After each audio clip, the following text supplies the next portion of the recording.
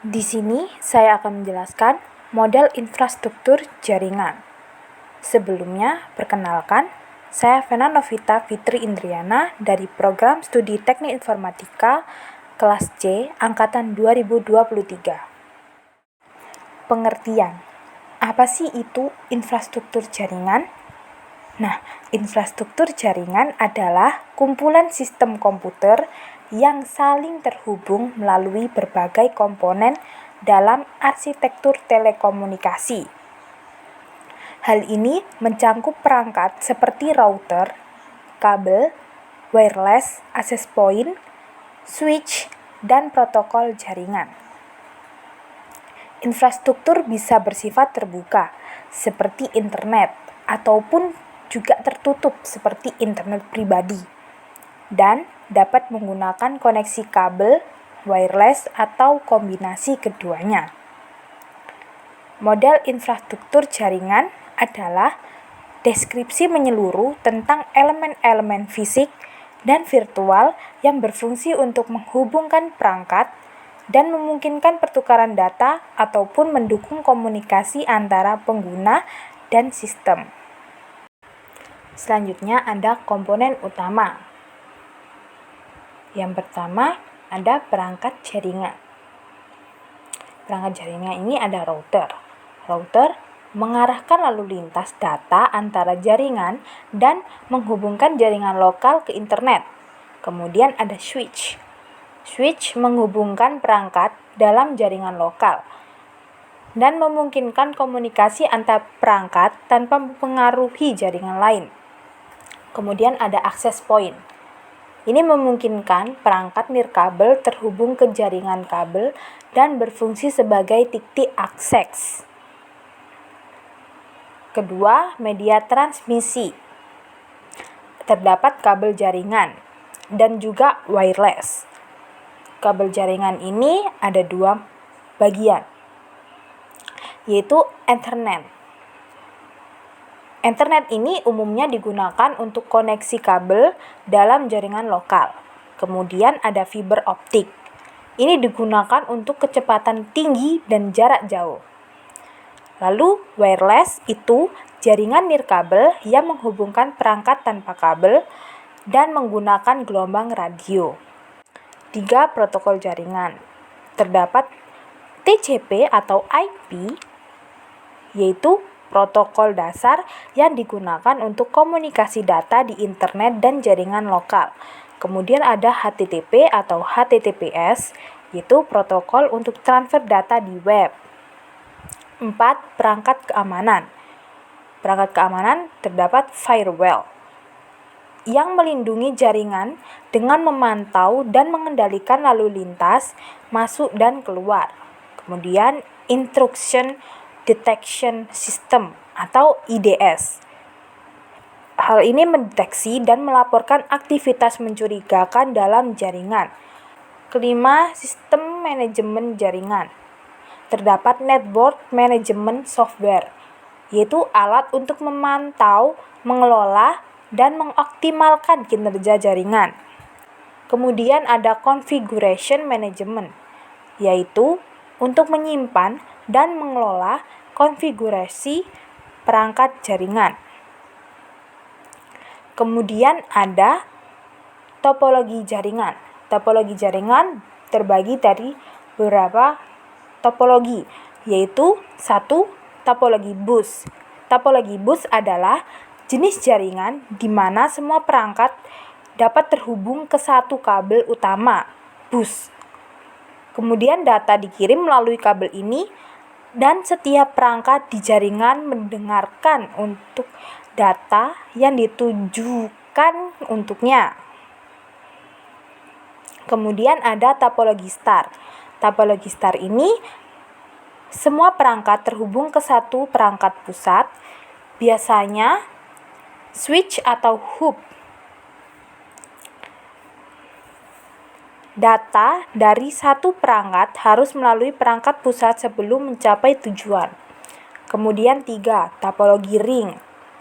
Topologi ring ini menghubungkan semua perangkat dalam bentuk lingkaran. dan di mana setiap perangkat terhubung langsung ke dua perangkat lainnya, dan data bergerak dalam satu arah di sekitar ring. Topologi mesh. Topologi mesh ini menghubungkan setiap perangkat langsung ke perangkat lain. Terdapat dua jenis, yaitu full mesh dan partial mesh. Full mesh, setiap perangkat terhubung ke semua perangkat lainnya, sedangkan partial mesh yaitu beberapa perangkat terhubung ke semua perangkat lainnya, sementara yang lain hanya terhubung ke beberapa perangkat. Oke, selanjutnya topologi bus. Di sini saya akan menjelaskan kelebihan topologi bus dan juga kekurangan topologi bus. Kelebihan dari topologi bus adalah yang pertama, topologi bus mudah untuk diimplementasikan dan membutuhkan sedikit perangkat keras. Kedua, memerlukan lebih sedikit kabel dibanding dengan topologi lainnya sehingga lebih ekonomis. Ketiga, mudah untuk menambah perangkat baru ke dalam jaringan tanpa mengganggu yang lain. Keempat, cocok untuk jaringan kecil di mana lalu lintas data tidak terlalu tinggi. Kemudian kekurangan dari topologi bus yaitu pertama, jika kabel utama bus mengalami kerusakan, seluruh jaringan akan down. Kedua, jarak yang dicapai oleh topologi bus terbatas, sehingga tidak ideal untuk area yang luas. Ketiga, hanya dapat mendukung jumlah perangkat terbatas. Semakin banyak perangkat, semakin lambat kinerja kerjanya. 4. Lalu lintas data yang tinggi dapat menyebabkan kemacetan dan juga penurunan dari kinerja kerjanya. Selanjutnya ada topologi star. Apa saja kelebihan topologi star dan juga kekurangan topologi star? Kelebihan topologi star yang pertama, jika satu kabel atau perangkat seperti hub atau switch gagal, perangkat lain tetap berfungsi. Kedua, pengolahan dan pemecahan masalah lebih mudah karena setiap perangkat terhubung langsung ke pusat. Ketiga, mudah untuk menambah atau menghapus perangkat tanpa mengganggu jaringan yang ada. Keempat, kinerja jaringan tidak terpengaruh oleh jumlah perangkat yang terhubung selama bandwidth mencukupi. Kemudian kekurangan dari topologi star. Yang pertama, jika hub atau switch pusat mengalami kegagalan, seluruh jaringan akan terputus.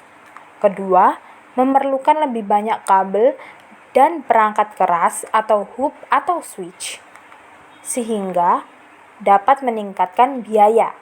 Ketiga, membutuhkan lebih banyak ruang untuk perangkat pusat dan kabel yang terorganisir. Keempat, instalasi biasa lebih rumit dibanding dengan topologi bus terutama pada jaringan besar.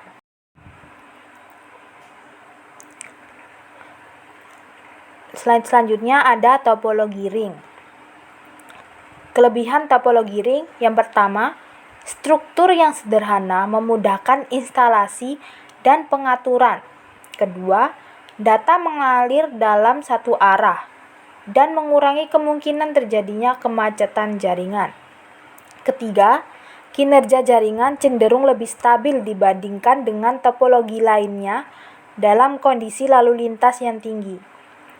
Keempat, setiap perangkat memiliki kesempatan yang sama untuk mengirim data dan juga mengurangi konflik. Kekurangan dari topologi ring yang pertama, jika satu perangkat atau kabel gagal, seluruh jaringan dapat terputus. Kedua, kerusakan pada satu perangkat dapat mempengaruhi seluruh jaringan dan juga membuat pemecahan masalah menjadi sulit. Ketiga, menambah perangkat baru bisa rumit dan memerlukan pengaturan ulang jaringan. Keempat, waktu yang dibutuhkan untuk data berputar di seluruh jaringan bisa meningkatkan seiring bertambahnya perangkat. Yang terakhir ada topologi mesh. Kelebihan dari topologi mesh yang pertama, jika satu jalur atau perangkat gagal, data masih bisa dikirim melalui jalur alternatif sehingga meningkatkan keandalan jaringan. 2. Banyak jalur komunikasi dapat mengurangi resiko kegagalan total jaringan. 3. Kinerja tidak terpengaruh oleh jumlah perangkat karena setiap perangkat terhubung secara langsung. 4. Masalah pada satu perangkat tidak mempengaruhi perangkat lain sehingga memudahkan pemecahan masalah. 5. Mudah untuk menambah perangkat baru tanpa mengganggu jaringan yang ada. Kekurangan topologi mesh. 1. Memerlukan banyak kabel dan perangkat sehingga biaya instalasi dan pemeliharaan bisa sangat tinggi. 2. Instalasi dan konfigurasi bisa sangat rumit, terutama untuk jaringan besar. 3. Membutuhkan lebih banyak ruang fisik untuk perangkat dan kabel. 4.